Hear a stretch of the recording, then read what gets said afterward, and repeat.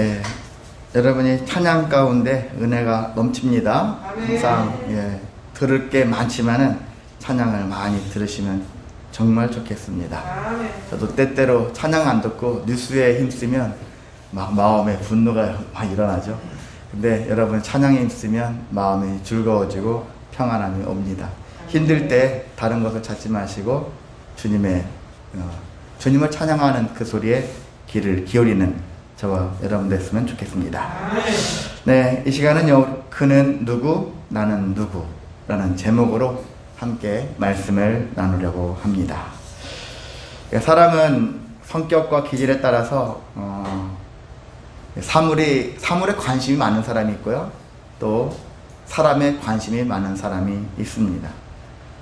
근데 성도가 되었을 때는 사물에 관심이 많을지라도 의도적으로 억지로라도 사람에 관심이 많은 흐름으로 우리를 변화시킬 수 있는 삶이 필요합니다. 저도요, 원래는 기본적으로 사물에 관심이 많았던 사람이거든요. 사람보다는. 그래서 사람을 지금 친한 사람들 아니면은 길거리에서 지나치면은 분장만 조금만 하면 몰라요. 누가 누군지를 모릅니다. 요즘은 하도 마스크 쓰니까 더 몰라요. 사람에 대한 그런 것들이 잘 인식이 안 되죠. 근데 이제 글에 대한 것들은 인식이 잘 되더라고요. 사진처럼 인식되어져 가지고 그게 어디 있어.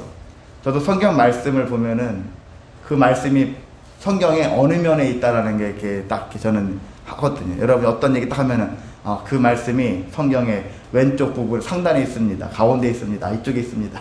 하는 그런 것들을 제가 집에서도 이제 우리가 집에서 테스트하는 것처럼 해봤을 때 그렇더라고요. 이런 것들은 제가 잘 인식되어지는데 사람을 이상하게 조금만, 특히 여자분들 조금만 바꿔놓으면은 모르겠어요.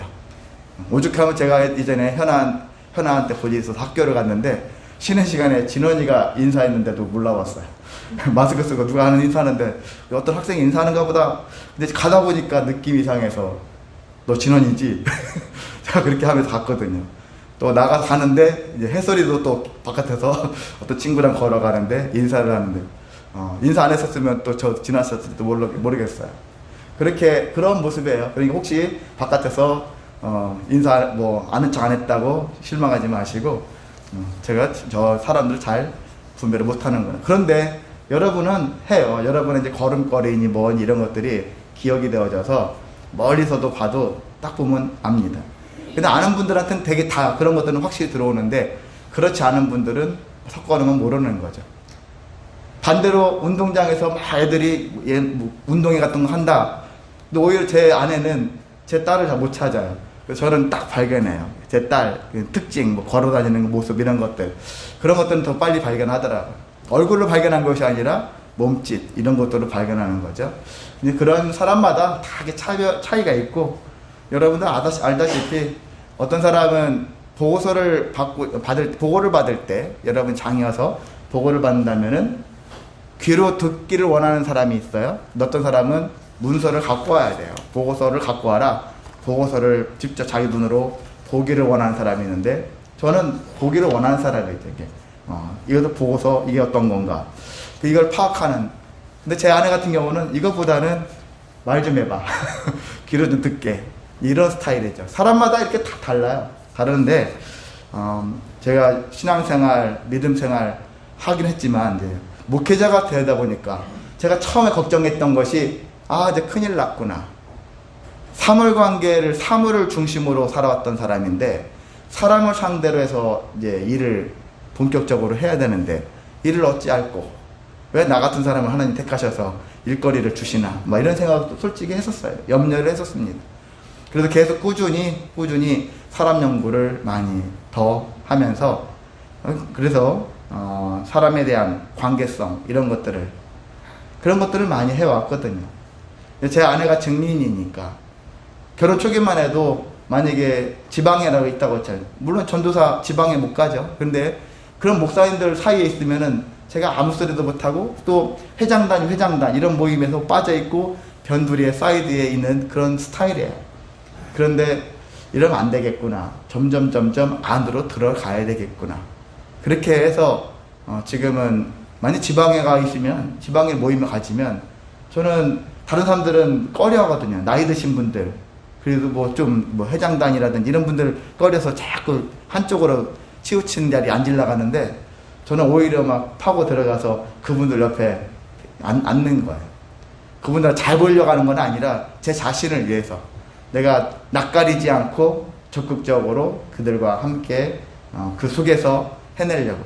불편하죠. 불편한데 그렇게 갑니다. 그것을 십몇 년을 하니까 지금은 뭐 불편한 마음도 없고 자연스럽게 되어져 가더라고요. 자, 그렇게 하나씩 하나씩 부족했지만 부족한 것들을 극복해내면서 하나씩 하나씩 채워져 가는 저 자신을 보면서 그래, 너는 많이 수고했다. 죄송합니다. 이 아침에 자아자찬해서. 그런 것처럼 우리가 성도로 살아갈 때 제일 많이 어떤 사람에 대해 타고난 사람도 있겠지만 타고나지 못한 사람일지라도 사람에 대한 관심은 계속 있어야 된다. 사람에 대한 관심을 떠나지 말아야 한다는 것입니다. 근데 우리가 사람인데 다 모든 사람에 대해 관심이 있어야 되느냐? 다 있으면 좋겠지만은 오늘 하고자 하는 말씀은 두 부류의 사람에 대한 관심을 기울이자. 좀 좁은 의미로 그렇게 말씀을 나누려고 합니다. 첫 번째 관심은 어떤 관심, 누구에 대한 관심이냐? 여러분 잘 알다시피 하나님의 아들이신 예수 그리스도에 대해서 관심을 좀 갖자라는 것입니다. 그분이 누구인가?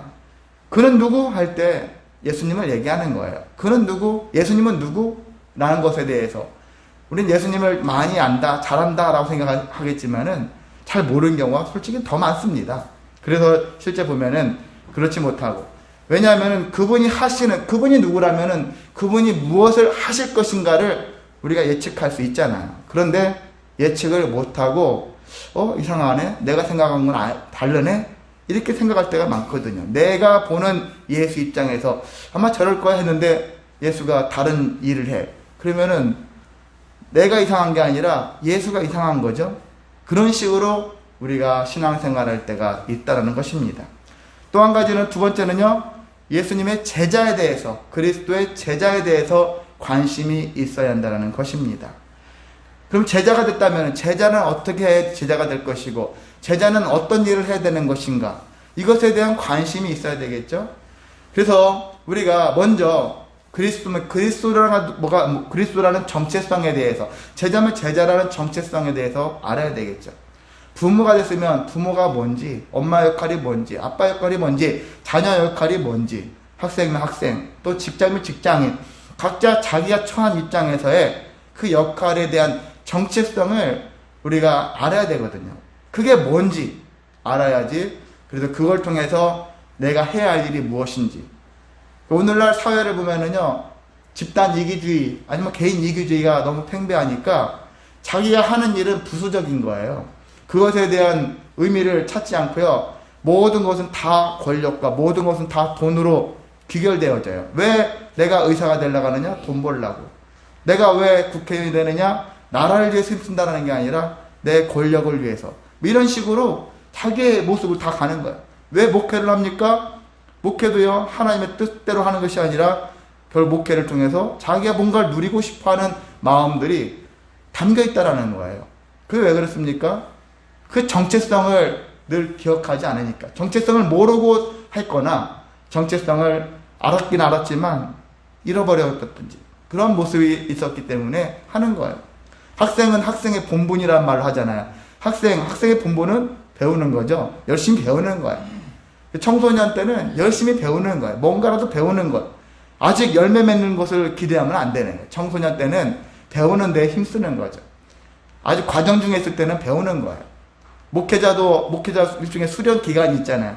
수련하는 기간 동안에 자기가 다 아는 것처럼 하는 게 아니라 배우는 거죠. 계속 배워가지고 배우다 보면은 어느 순간부터 정말 꽃이 피어지고 열매가 자동으로 맺혀져요. 강제로 막 꽃을 피우고 강제로 열매 맺는 게 아니거든요. 이런 과정들이 우리 인생 속에 있기 때문에 우리는 누구인지, 예수님은 누구인지, 또 제자는 누구인지, 제자는 뭐 하는 자인지, 그러니까 여러분이 나라는 입장에서 정말 예수는 누구인가, 제자는 뭐 하는 건가, 이런 모습들을 이 시간을 통해서 특별히 다시 한번 생각할 수 있는 시간 되시기를 원합니다. 자, 첫 번째로 우리가 관심 가져야 될 분, 바로 예수님에 대해서. 성경은 결국 누구를 얘기하는 거냐? 예수다 라는 얘기 하죠. 그리고 역사를 옛날부터 여러분이 알던 얘기지만 역사, 히스토리라고 하잖아요. 그것을 풀어서 얘기하면 그의 이야기라 얘기하잖아요. 스토리, 그의 이야기다. 그렇게 생각한다면은 결국 우리가 성경은 예수님에 대한 이야기다. 예수님을 소개하는 책이다. 그런 책이라는 거예요.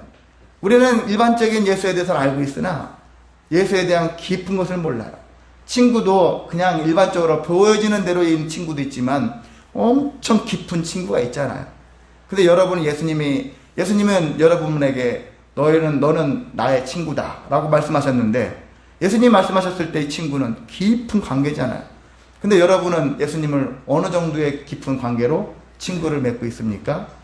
그냥 페이스북에 이렇게 팔로우하는 그런, 그냥 뭐 보면 되고 안 보면 상관없고 하는 그런 존재로만 인식하시는지는 모르겠으나, 우리도 깊은 관계, 저분이 나한테 진심을 다가왔을 때 나도 진심을 다하여 관계를 맺는 그런 관계의 삶을 살아내시기를 소망합니다. 자, 그래서 예수님, 누가 복음을 보면은요, 누가가 다른 성경, 다른 복음서보다도 예수님에 대한 소개를 아주 적극적으로 질문을 통해서 하는 일들이 많습니다. 뭐 어떤 사건이 발생할 때 그러면 그는 누구인가?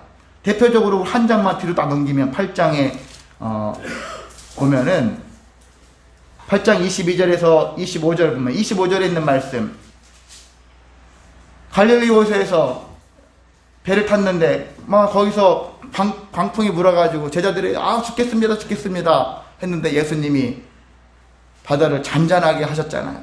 그랬을 때 여기 보면은 25절에 제자들에게 이르시되 너희 믿음이 어디 있느냐 하시니, 밑에 그들이 서로 놀랍게 여겨 서로 말하되 그가 누구이기에 이렇게 얘기를 하고 있어요.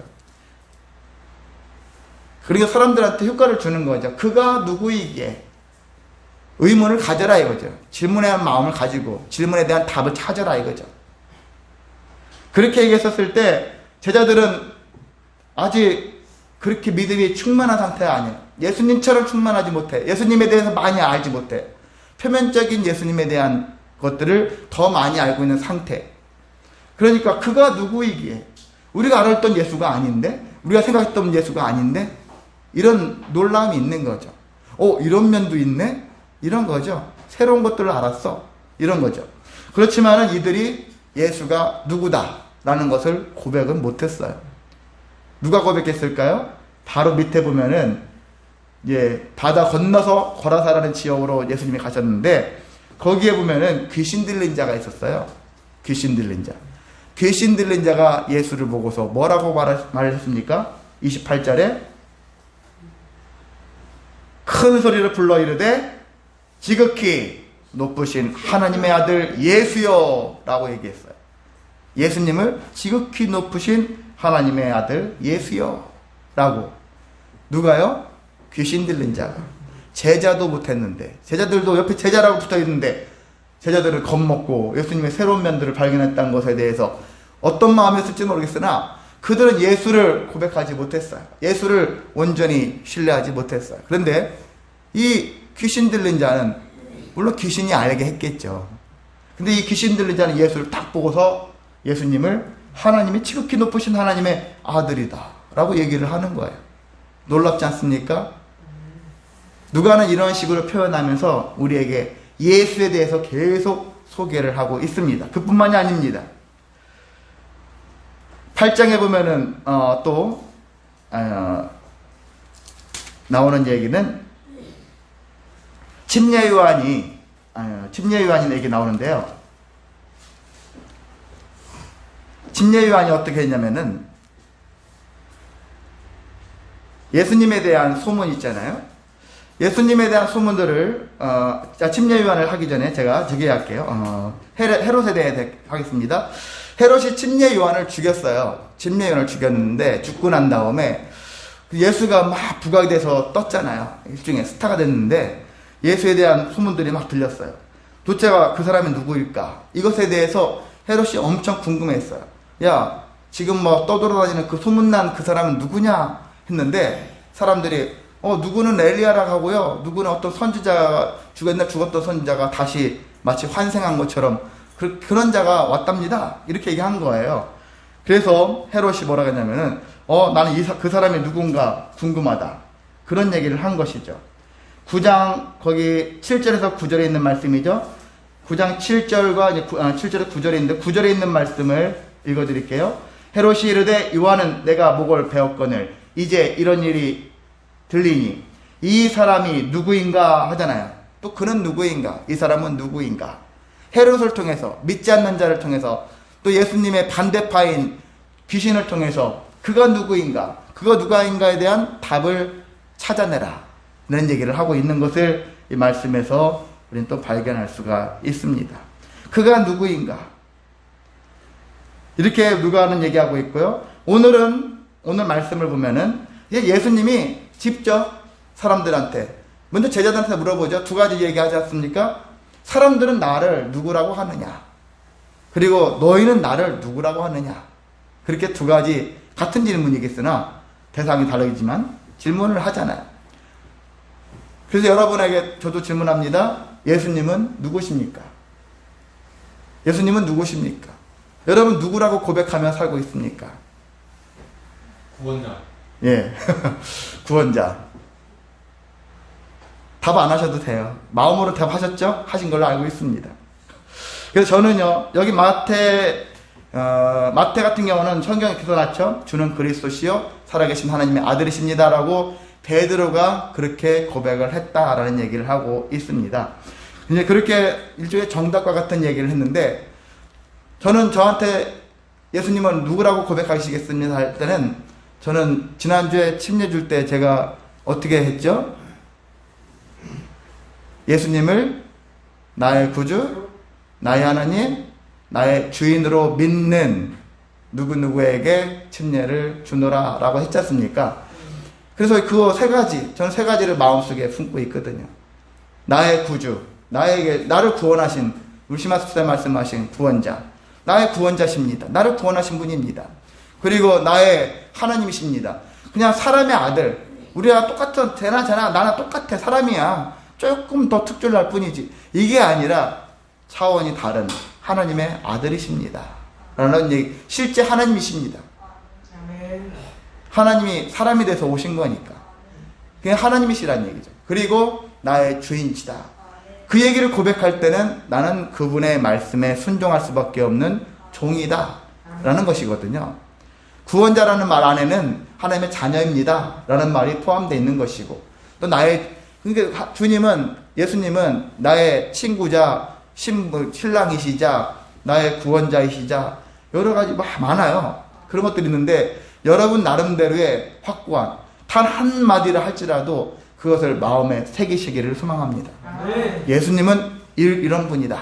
라는 것들을 그것만 있어도 가슴팍에 딱 새겨주면은 여러분이 어떤 일을 겪을지라도 그것으로 말미암아서 은혜의 길로 나아가야 될 줄을 믿습니다. 그런 걸 체험하는 것이 신앙생활입니다.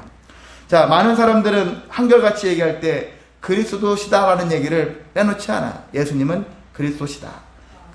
그리스도라는 얘기는 액면적으로는 기름을 부었다라는 말도 되겠으나 그걸 넓게 얘기하면은 구원자시다. 구원하시는 분이다. 가장 큰 사명이 구원이라는 것입니다. 그러면 그 구원도 우리가 두 가지로 나눌 수 있겠죠. 첫 번째 구원은 진짜 우리가 이제 죽어 하나님 나라로 가게 되어지는 그 구원, 영혼의 구원을 얘기할 수 있고요. 그리고 이 땅에서의 구원도 있는 거예요. 여러분이 하루하루 살면서 얼마나 힘든 날들을 보내고 있습니까? 정말 어떨 때는 죽고 싶은 마음도 있지 않습니까? 그럼에도 불구하고 우리가 살고 있고 견딜 수 있고 버틸 수 있는 힘은 주님께 있다. 주님이 그렇게 하셨기 때문에. 뭔 소리입니까? 내가 안 죽어서 그렇죠. 나의 의를 드러낼 수도 있겠으나 다 주님께 영광 돌리고 주님이 이렇게 하셨구나. 주님이 역사하셨구나. 이런 마음을 가지고 고백하는 삶. 우리가 모세오경을 하다 보니까 하나님이 그걸 느껴야 돼요. 성경 속에 그런 내용들이 있어요. 많아요. 하나님, 내가 너희를 인도한 거야. 모세도 신명기에 보면은 총 정리를 하거든요. 신명기에서는. 신명기 정리하면서 모세 입장에서 쭉 서술하고 있는데, 너희들이 말이지, 너희들이 잘나서 그렇게 되는 게 아니야. 하나님이 너희를 사랑하시고 너희를 아끼시고 너희를 택하신 이유는 너희들이 잘나서 그런 게 아니야. 그런 얘기 하시면서 하나님이 너희들에게 약속한 것을 지키시기 위해서 그런 거야. 너희를 사랑하시기 때문에 그런 거야. 사랑받을 짓을 안 했는데도 사랑하신대요. 부모 입장에서 자식이 어떻게 됩니까? 자식이 못난 짓을 할 수 있잖아요. 그래서 부모는 어떻게 됩니까? 못난 짓 하면 못난 짓 한 대로 자식을 저주하고, 잘한 것만 있을 때 자식을 막 사랑하고, 그렇지 않지 않습니까? 어떠한 짓을 할지라도 내 자식이야, 사랑할 대상이야, 이런 마음으로 대하는 것이 부모의 심정 아니겠습니까? 하나님은 그런 모습으로 이끄신다는 것입니다. 그래서 우리가, 하나님이 우리를 그렇게 인도하시는구나. 그래서 하나님이 우리 영혼들을 그런 식으로 인도하시고요. 이 땅에 사는 날 동안에 제가 제일 자주 강조하는 게 자유잖아요. 얽매이지 않는 자유. 가난에도 부에도 얽매이지 않고, 권력에도 얽매이지 않고, 다 필요 없다는 얘기 아니에요. 필요합니다. 돈도 필요하고 명예도 권세 다 필요해요. 근데 그것을 향해서 쫓아가는 인생이 아니라는 거예요. 주어진 것은 어떻게 하겠습니까? 주어진 것은 누려야죠. 나눠야죠. 그러면 되고, 이런 마음을 가지고, 넉넉한 마음을 가지고 살아내라 하는 것이 주님의 뜻이고, 오늘 말씀에 국한한다면 우리가 이 땅에서 하나님이 다른 자를 택한 것이 아니라 우리를 나를 택해서 제자로 삼으셨다. 얼마나 놀랐습니까? 수많은 사람들이 있는데 나를 당신의 제자로 삼았잖아요. 여기 예수님이 12제자가 있었는데 12제자, 흔히 말해서 별 볼 일 없는 사람들이에요. 별 볼 일 없는 사람들, 이 사람들 그러니까 똑같아요. 이스라엘 사람들을 하나님이 택해서 광야를 이끄셔서 그렇게 젖과 꿀이 흐르는 땅으로 인도하시는 그런 과정과, 예수님이 이 땅에 오셔서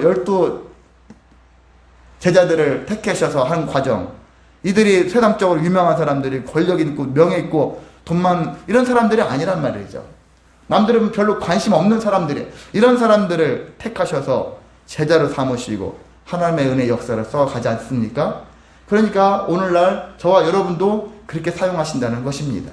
저분만 쓰셔, 그게 아니에요. 대형교회 컴플렉스는 아니고 대형교회에 있는 그 목사님만 쓰셔, 그게 아니거든요.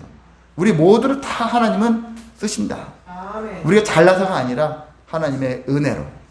내가 너를 지명해서 불렀어. 왜 불렀어요? 제가 뭐 잘한 게 있나요? 아니, 잘한 거 없는데, 없어도 내가 너 사랑하니까, 너에게 약속한 게 있으니까 지키기 위해서 불렀어. 하나님은 우리를 그렇게 사용하신다는 것입니다. 아멘. 여러분이 그 사용에, 그 부르심에 응답하셨으면 좋겠습니다. 아멘. 자, 그런데 예수님이 그리스도이신데, 이렇게 우리를 위해서 이 일을 하시는 분인데 우리가 그것을 놓쳐요. 자주 놓칩니다. 또 뭘 놓치냐면은, 우리가 예수님은 하시는 일은 아무나 할 수 없다라는 것에 대한 것들을 생각을 해야 되는 거예요. 예수님은 예수님 말고 다른 자가 대체할 수 있겠지, 그렇게 생각하잖아요. 우리는 제가 목사를 그만두면 저를 대신해서 다른 분이 목회를 할 거예요. 그렇지 않습니까?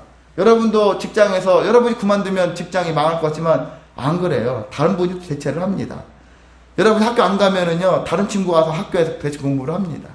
그게 인생이에요. 내가 없으면 뭐가 될 것 같지만 그렇지 않거든요. 근데 예수님이 하시는 일은 대체 불가해요. 그분이 없으면, 그분이 하지 않으시면 더 이상 진전이 안 되어지는 그런 과정이거든요. 정말 바꿀 수 없는, 그 무엇으로 대체할 수 없는 분이 예수님이시다. 그러니까 예수님은 우리한테 너무나도 소중한 분이다. 예수님을 잃지 마셔야 되는 거예요. 내 안에 들어오신 예수님을 빼앗기지 말아야 한다는 거예요. 어떤 환경 속에서도 그분만큼은 내가 품고 가고 안고 가고 그분과 함께 동행해야 되는 것이 성도의 사명이기도 하고, 그것이 우리에게 복이라고 볼 수 있습니다. 아멘. 그렇게 되어주시는 은혜가 여러분에게 넘치기를 원합니다. 아멘. 예수님은 하시는 일 아무나 할 수 없지만, 또 예수님이 하신 일 보면은, 예수님 왜 아무나 할 수 없냐면 일단 흠이 없는 분이잖아요. 구약의 제사를 보면 흠없는 제사, 항상 흠없는 암송아지, 흠없는 염소, 흠없는 말이 엄청 많이 나와요. 왜 흠이 없어? 왜 흠없는 걸 왜 드려야 됩니까? 내 죄를 이 양에게, 이 소에게 전가시켜야 되는데, 흠 있는, 걔를 보고 걔들은 인격이 없으니까 걔들이 죄를 지었는지 아닌지는 모르잖아요. 근데 그냥 단지 육체적으로 봤을 때 흠이 없는 것으로 대신해서 그만큼 구별해서 흠없는 것을 강조함으로 인해서 그래 우리가 흠이 있을 수밖에 없는 존재지만 흠없도록 살아가야 되겠구나. 죄를 멀리해야 되겠구나. 이런 마음을 가지고 살라는 하나님의 뜻이다. 아무 짐승이나 갖고 와. 그게 아니잖아요. 그렇다고 여러분이 헌금 드릴 때 옛날에 막 흠없는 거 해가지고 뭐 헌금을 은행에서 갓 뽑아온 신권 이런 걸로 막 옛날 드리는 것도 유행이고 지금도 여전히 그렇게 하시는 분도 있고 그러는데 그거 가지고서 잘못됐다 뭐라겠다 뭐 그것을 아이고 그렇게 굳이 할 필요 없어 이렇게 하실 수도 있지만은 한편으로는 그런 마음을 가지고 하나님께 정말 흠없이 드리고자 하는 마음 그 믿음을 그 모습을 여러분들 높이 샀으면 좋겠습니다. 여러분이 가가지고 은행 가서 막 신권 뽑아오라는 얘기는 아니에요. 신권 잘 안 줘요. 요즘에 은행에서 잘 안 줍니다. 그런 것보다는 우리가 정말 하나님께 나아가는 이 시간 흠없는 마음으로 나아가려고 이런 자세를 하나님이 요구하신다는 것이죠. 그런 태도로 여러분이 나아가셔야 되는데 예수님은 흠이 없는 분으로 정말 죄가 없는 분이다. 죄가 없는 분이었으니까. 그리고 고난을 받으셨고 버림도 받았고요. 죽임도 당하셨으나 우리가 최종적으로 부활하셔서 우리도 예수님처럼 부활할 수 있다는 소망을 주셨다는 얘기죠. 이것을 누가 할 수 있겠습니까? 이 일을 예수님밖에 할 수 없다. 이 사실을 우리가 정말 다시 한번 새기셔서 예수님은 대체 불가다라는 마음을 가지고 그것만 가지고 나아갈 때 하나님께서 여러분을 놀랍게 세워주실 줄을 믿습니다. 그게 바로 예수님을 영광 돌리는 거잖아요. 당신밖에 할 수 없습니다. 이것만 해도 여러분에게는 큰 신앙 고백이라고 볼 수 있습니다. 아멘. 그 고백을 날마다 행하시기를 소망합니다. 아멘. 자, 그런 것처럼 이렇게 되어야 되는데 근데 당시의 제자들은 이 예수님과 함께 있으면 정말 많은 자들 주목받고 예수님이 막 잘 나가고 하니까 우리도 덩달아 잘 나가는 것 같고 막 이런 거예요. 마치 정치 세계의 그런 것 같은 것을 볼 수 있는 것 같은 모습이잖아요. 그 예수님에 대해서 너무 좋은 거예요. 예수님이 좋다기보다는 예수님과 함께 함으로 인해서 자기들에게도 그것을 콩고물이 떨어지는 그 기분이라는 게 있잖아요. 그런 것들이 좋은 거예요. 그런 마음이 있다 보니까 예수님이 베드로한테 나 고난받고 죽을 거야. 그날 사흘 후에 부활할 거야. 죽음 얘기하니까 베드로가 싫어하잖아요. 그리고 예수님 보고 그리야 하지 마십시오. 그렇게 하지 않습니까? 항변했다. 그런 얘기까지 했는데 그때 예수님이 사탄아 내 뒤로 물러가라 그러잖아요. 너는 하나님의 일을 생각하지 않고 어떻게 사람의 일을 생각하느냐 그런 얘기 하지 않습니까? 인간적인 마음인 거죠. 하나님의 뜻을 하나님을 모르니까 예수님도 모르는 거예요. 그리스도라고 했지만 그리스도가 뭐 하시는지를 모르는 거예요. 당시에 예수님의 사촌 형이었던 침례 요한도 남다른 사역을 했잖아요. 정말 특별한 사역을 했지 않습니까? 회개하러 천국에 가까이 왔느니라 선포하면서 침례를 베풀었던 이 침례 요한조차도 자기가 옥에 갇히고 나니까 여러 가지 회한이 생기는 거예요. 그러면서 예수님에 대해서 의심을 하지 않습니까? 그래서 제자 둘을 예수님한테 보내가지고 당신이 그 사람 맞습니까? 또 그렇게 나와요. 당신이 그가 맞습니까?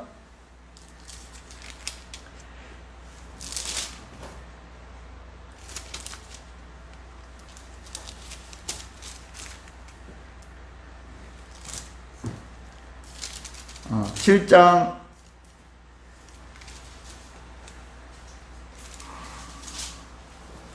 19절에서 7장 18절에서 22절 거기 말씀을 보면은요 침례 요한의 제자들이 예수님을 방문하죠. 방문해서 뭐라고 시켰냐면은 당신이 그가 맞냐고.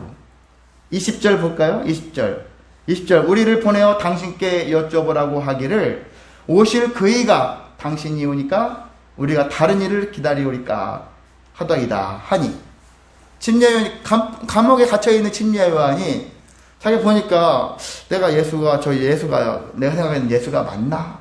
의심이 드는 거예요. 그래서 제자들을 보내가지고 정말 직접 질문하는 거죠.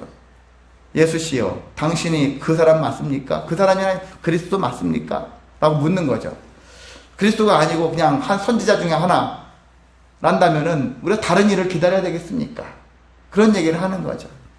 그때 예수님이 하신 것은 그래 내가 맞다 라는 얘기를 안 하셨어요. 안 하시고 그 제자들이 보는 가운데서 무슨 일을 하셨냐면은 질병 걸린 자들 병을 고치시고 여러 가지 육체적으로 마음적으로 영적으로 고통당하는 영혼들 귀신 들린 자들 막 계속 고치셨어요.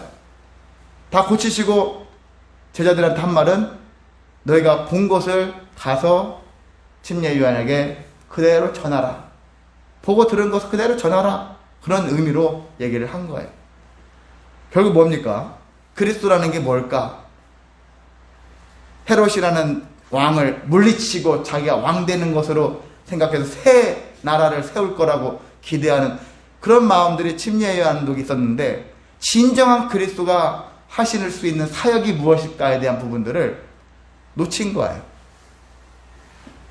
예수님에게 제일 가까웠고 제자에 가장 가까웠던 그런 삶을 살았던 침례 요한조차도 그러한 잘못된 생각을 가지고서 예수님을 바라보았다라는 것입니다. 그만큼 예수님에 대한 것들을 우리가 발견하는 것이 어려워요. 예수님에 대한 본질을 모르니까 그리스도가 무엇인지를 잘 모르니까 그러니까 다른 것을 찾아요. 많은 사람들이 신앙생활하면서 딴 길로 가요. 목사님들 중에서도 딴 길로 가는 목사님들 많습니다. 목회를 잘하다가 어느 순간부터는 예수님에 대한 것들이 마음이 시들시들해지면서 다른 데 관심이 많은 분들이 솔직히 많습니다. 저도 앞으로 어떻게 될지 모르겠으나 그렇게 하면 안 되겠구나. 죽을 때까지 끝까지 예수님을 더 깊이 파고 들어가야지. 아멘. 관계를 맺으려면 아주 그냥 완전히 바닥 내듯이 아멘. 관계를 맺어야 되지 않겠습니까? 아멘. 대부분 대충 맺고서 내가 다 알아? 다 알아? 이런 식으로 우리가 살 때가 많은데 우리 그 수준을 뛰어넘어야 되는 거예요. 말하지 않아도 저 얼굴만 봐도 무슨 생각을 하는지 무슨 말을 하려고 하는지 제 아내가 저를 하도 그냥 많이 뚫어지게 22년 동안 쳐다봐서 제가 뭔 말을 하려고 하면은 그냥 가만히 있다가 갑자기 말하는 게 아니라 저 입이 먼저 살살 이렇게 움직이는가 봐요. 또 뭔 말 하려고 하지. 저보고 딱 하더라고요. 제 얼굴의 특징을 다 깨뚫고 있는데 그렇습니다. 그만큼 있잖아요. 마음까지도 깨뚫을 수 있는 그래서 서로가 통할 수 있는 그런 모습들이 우리에게 절실합니다. 그런 모습이 있어야지만이 우리가 나아가는 신앙생활이 무엇인지 이런 것들을 잘 행할 수가 있는 것입니다. 자, 두 번째 관심은요. 제자입니다. 제자에 대한 관심이 있어야 한다는 것이죠. 그 제자는 어떤 게 제자냐? 제자라고 하는데 예수님 먼저 우리에게 지난주에도 말씀드렸지만은 마지막 명령 중에 가서 제자 삼으라 하잖아요. 가서 제자 삼으라. 제자 삼으라고 말씀하셨는데 그 제자가 여러분은 우리가 이제 두 가지죠. 제자가 되어야 되겠고 제자가 됐다면 나도 또 다른 사람을 제자로 삼는 삶을 살아야 된다라는 것이거든요. 근데 제자는 제자인데 어떤 제자가 될 거냐? 여러분이 교회에 오셨어요. 교회 오셨는데 어떤 제자는 정말 열심을 다하는 제자가 있을 것이고 어떤 제자는 그냥 흔히 자리만 차지하는 제자가 될 수도 있어요. 그런 모습이 될 수 있거든요. 근데 그런 모습이 아니라 예수님께서는 우리 모두에게 뭘 원하시냐면 성경에 있는 것을 간단하게 말씀드릴게요. 참 제자는 23절에 자기를 부인하고 자기 십자가를 지고 예수님을 따르라고 그렇게 말씀하고 있습니다. 자기를 부인하라는 거 오늘날 힘들어요. 왜냐하면 가면 갈수록 자기를 부정하라는 이야기를 심리학에서도 얘기하고 상담적으로 얘기할 때 자기 부정을 되게 싫어해요. 거기서는. 저도 상담 심리 되게 좋아하는 사람인데 그 흐름을 보면은 그 사람의 열등의식, 자격지심 빠지지 않게 하기 위해서 나락으로 떨어지지 않기 위해서 늘 자기의 존재감을 부각시키라는 얘기를 많이 하거든요. 물론 의미는 약간 다르겠으나 근데 우리가 자꾸 자아를 강조하고 그리고 한 번뿐인 내 인생인데 나를 위해 살아야지 이런 마음들이 더 강해진 오늘날의 사회입니다. 그렇게 되기 때문에 그러한 결과는 어떤 결과가 오냐면 혈기가 더 왕성해져요. 왜? 남들에게 양보하지 않습니다. 내가 왜 양보해야 되는데 양보하면 내가 못 즐기는데 내가 못 누리는데 양보하지 말아야지 이런 모습으로 가거든요. 그러니까 자꾸 다툼이 넘치게 되어지고 나도 안 하고 너도 안 하면 다툴 수밖에 없는 거죠. 싸워야 되는 거죠. 양보하지 않습니다. 근데 정치권도 얘기 많이 하잖아요. 그래 얘기할 때 과거에는 그래도 이쪽에서 공격하면 한쪽에서 에이 그러지 맙시다 하면서 받아주고 이렇게 왔다 갔다 했다라는 거예요. 그나마. 근데 오늘날에는 서로가 아주 원수를 바라보듯이 타협, 양보 이런 거 없어요. 우리끼리 갑시다. 그냥 쟤들 놔두고 갑시다. 이런 모습이 정치권에서만 있는 게 아니라 저와 여러분의 삶 속에서도 그것들이 적나라하게 지금 드러나고 있거든요. 그들만의 문제가 아니에요. 우리 모두가 지금 그러한 흐름 속에 갇혀 있거든요. 계속 심해질지도 모르겠습니다. 나밖에 안 남는 거예요. 나밖에. 서로가 함께하는 그런 삶이 아니라 나만 잘 살면 돼. 나만 아니면 돼. 이런 모습이 더 팽배하고 있는 것인데 제자는요. 먼저 나를 부인해야 된다. 라는 얘기합니다. 나를 주장하기보다는 너를, 그를 먼저 생각할 수 있는 마음을 가지라는 거거든요. 우선순위가 어디에 있느냐? 정말 주님을 위해서 또 다른 이웃을 위해서 내가 힘썼을 때 결과는 나한테 풍성해지거든요. 나 자신한테 충성을 다하면 다른 사람이 나한테 충성하겠습니까? 다른 사람이 나를 도와주겠습니까? 안 도와줘요. 이치가 뻔한데도 불구하고 자기 능력을 살려가니까 그런 일들이 발생한 것이라고 볼 수 있고요. 그래서 우리는 자기를 부인한다는 건 나쁜 의미로 생각하지 마시고 나보다 다른 분들을 더 먼저 생각할 수 있는 그런 마음을 품으라는 의미로 여러분이 받아들였으면 좋겠습니다. 자, 24절에는요. 예수님을 위하여 자기 목숨을 내어놓을 수 있냐라는 것이거든요. 어렵죠? 이건 더 어렵죠. 하나뿐인 내 목숨을 어떻게 주님을 위해서 내놓겠습니까? 근데 옛날 분들 역사를 보면은 참 선교하시다가 자기 목숨을 내놓은 분들 정말 많지 않습니까? 오늘날 잘 내놓지 않아요. 먹고 살만 하니까. 오히려 잘 살면은 더 내놓을 법도 한데 잘 살면 잘 살수록 안 내놔요. 사람이라는 게 그렇습니다. 없으면 내놓는 게 사람인 것 같아요. 근데 어떤 분은 좀 역사적으로 보면 진짜 잘 사는데도 불구하고 다 내어놓는 사람도 있더라고요. 엄청나게 많은 재산도 갖고 있고 사회적으로 엄청 영향력 있는 사람인데도 다 포기하고 내려놓고 정말 오지에 가서 선교하다가 목숨을 잃는 분들도 심심치 않게 나오거든요. 그러니까 꼭 많은 것 적은 것이 문제는 아니고 우리가 하느님 앞에 어떤 태도로 나가느냐가 더 중요하겠구나. 예수가 어떤 분이냐라는 그 예수를 제대로 만난 사람, 제대로 만난 일들이 더 중요하다는 생각을 해봅니다. 세 번째는 참 제자는 예수님과 예수님의 말씀을 부끄러워하지 않는다. 예수님도 부끄러워하지 않고 예수님이 선포하신 말씀도 부끄러워하지 않는 거예요. 나 기독교인입니다 라는 것이 부끄럽지 않아야 되는 거죠. 나 저교회 다닙니다. 부끄럽지 않아야 되는 것이죠. 우리 집이 부끄럽지 말아야 되는 거죠. 청소년은 예민해가지고 남들과 비교가 많이 하죠. 그래서 뭔가 모르게 저 집이 우리보다 잘 사는 것 같으면 우리 집이 부끄러워요. 이런 생각을 많이 갖습니다. 그건 인정하거든요. 청소년 때니까. 나이 먹으면서까지 계속 가지고 가면 안 되는 거예요. 잠시는 그럴 수 있어요. 잠시는 내가 부끄럽고 내 가족이 부끄럽고 내가 속한 교회가 부끄럽고 남들에 비해서 그렇게 생각이 들 수 있어요. 내가 다니는 직장이 부끄러울 수 있고 내가 다니는 학교가 부끄러울 수도 있습니다. 그런데 그건 잠시는 그 생각이 들 수 있어도 그것을 영원토록 가지고 있으면 안 되는 거죠. 이런 마음이 있다면 빨리 다 내려놓고 더 이상 부끄러워하지 않는 것. 무엇보다 예수님에 대해서는 부끄러워하지 말자. 예수님에 대해서 부끄러워하지 말고 예수님이 우리에게 전하신 말씀조차도 부끄러워하지 말자. 끝까지 예수님 말씀을 우리가 높여야죠. 누가 높이겠습니까? 우리가 해야죠. 우리가 부끄러우면 누가 예수님을 높이겠습니까? 그 진짜 좋은 제자는요 높이는 거예요. 그게 마땅한 것이거든요. 내가 다니면서 우리 스승님은 너무나 좋은 분이에요. 이렇게 하고 다니는 것이 당연한 일이지 않겠습니까? 자녀된 자는 우리 부모님 참 좋으신 분들이에요. 가끔 마음에 안 드는 부분도 있겠죠. 그래도 우리 부모님은 참 좋은 부모님입니다.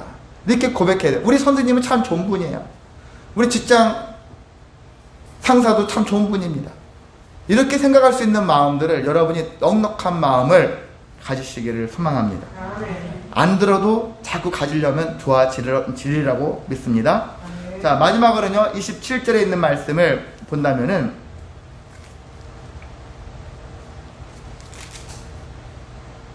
내가 참으로 너희에게 이르노니 여기 서 있는 사람 중에 죽기 전에 하나님의 나라를 볼 자들도 있느니라 라고 말씀하고 있죠. 하나님의 나라를 볼 자가 있다라는 얘기를 다르게 표현하면은 이 땅에 살면서 우리가 하나님의 나라의 영광을 볼 수 있다. 간접적인 체험을 하면서 하나님 나라의 영광을 우리가 이미 죽어서 거기 가서 그때부터 누리겠지가 아니라 여기서 살아있는 동안에도 하나님의 나라가 어떤 나라인지인가를 우리가 직간접적으로 체험하면서 살 수 있다는 것입니다. 무조건 이 너에게 주어진 인생 참어 힘들거든? 그래도 참어 무조건 견뎌 이런 게 아니거든요. 그때마다 힘든 일은 분명히 많이 있으나 그래도 그때마다 우리에게 영광스러운 하나님의 나라의 영광을 우리가 볼 수 있다라는 것을 말씀하고 있습니다. 아멘. 나쁜 것만 있는 게 아니라는 것이죠. 그래서 우리가 제자 되어지는 것을 여러분 두려워하지 마시기 바랍니다. 아멘. 제자가 되어지면 직장도 포기하고 가정도 포기하고 뭣도 포기 그렇게 생각하는데 그렇지 않아요. 목회자가 되어지면 가정도 포기하고 뭐 집안 가족들 돌보지 않는다. 옛날부터 뭐 이런 식으로 형성되어 있는데 저는 그건 제 선배 목사님들이 잘못한 거라 생각이 들어요. 가정을 돌보지 않으면서 목회만 있는다? 그건 잘못된 거라고 생각이 들거든요. 왜 가정을 돌보지 않습니까? 왜 가족들을 돌보지 않습니까? 왜 부모님과 형제들을 돌보지 않습니까? 모두를 다 돌봐야죠.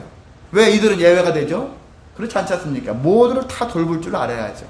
그런 마음을 가지고서 목회를 해야 되는 것이지.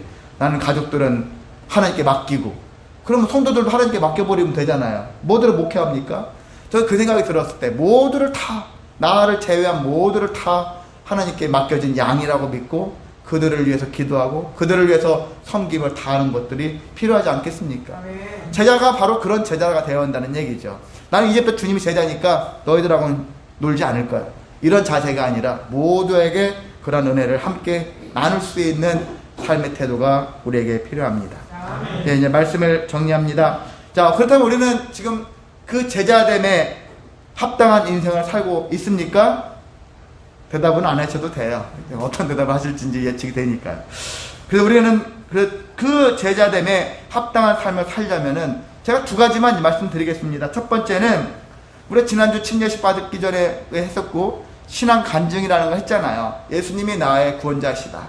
예수님 때문에 나의 삶이 변화가 있고 나의 삶에 은혜가 있고 이런 것들을 고백하며 살아왔지 않습니까? 그런 것처럼 신앙 고백을 쉬지 말자라는 거야. 죽을 때까지 쉬지 말자. 예수님에 대한 예수가 어떤 분인지 예수가 하시는 일이 무엇이었는지 그것들을 마음에 새기면서 그 신앙 고백을 끝까지 기억하자라는 것입니다. 두 번째는 우리가 신앙 고백만 하고서 있으면 안 되는 거죠. 신앙 고백을 뛰어넘어서 그것이 출발이니까 신앙 고백은 시작이거든요. 시작이지 결과가 아닙니다. 그것으로 바탕으로 되어져서 나아가는 거예요. 계속 밀고 나아갑니다. 불도저처럼 나아갈 수 있거든요. 거침없이 나아갈 수 있거든요. 주님께 신앙 고백을 했으니까 그 고백되어지는 대로 나아가는 거거든요. 하나님 우리한테 약속을 하셨을 때는 하나님이 내가 너한테 이거 약속했다? 그럼 너를 향해서 나는 계속 밀고 나갈 거야. 그렇게 하시면서 우리를 이끄시고 있거든요. 우리도 신앙 고백을 했지 않습니까? 그러면 하나님처럼 우리가 그 약속을 고백한 것을 믿고 그것을 따라서 그 약속을 지키기 위해서 힘써 나가는 것이 우리가 해야 할 모습이라고 볼 수 있습니다. 아멘. 바울이 이런 말씀했습니다. 골로새서 1장 24절에 어떤 얘기냐면은 나는 이제 너희를 위하여 받는 괴로움을 기뻐하고 그리스도의 남은 고난을 그의 몸된 교회를 위하여 내 육체에 채우노라 라는 말씀을 하고 있어요. 괴로워요. 지금 바울이 괴로운 상태예요. 그런데 괴로움에도 불구하고 기뻐한다는 것입니다.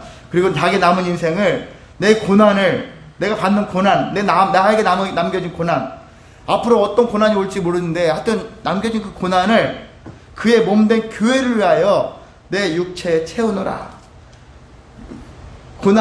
고난이 내 육체에 가득 찰 때까지 나는 힘써 제자의 사명을 감당하겠다.